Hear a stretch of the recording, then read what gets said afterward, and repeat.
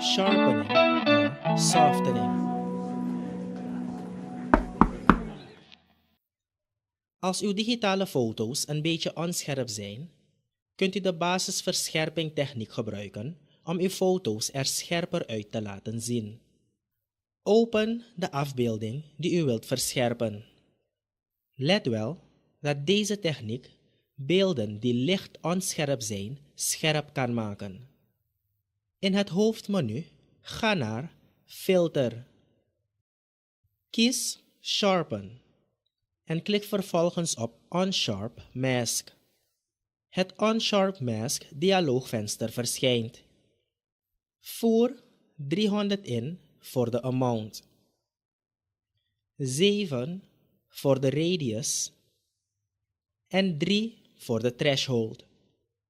U kunt ook zelf experimenteren met de sliders totdat u tevreden bent met uw afbeelding.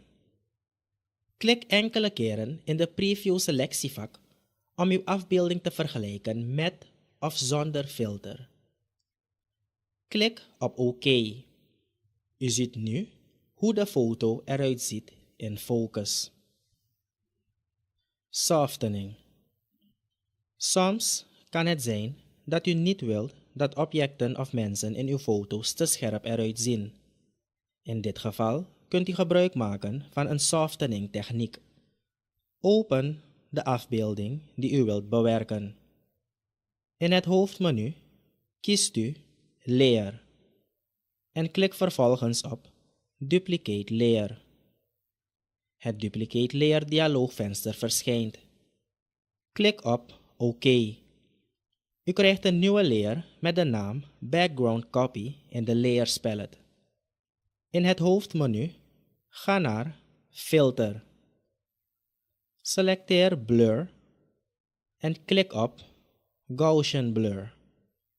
In het Gaussian Blur dialoogvenster typt u 9 voor radius of sleep de slider naar de positie en klik op OK.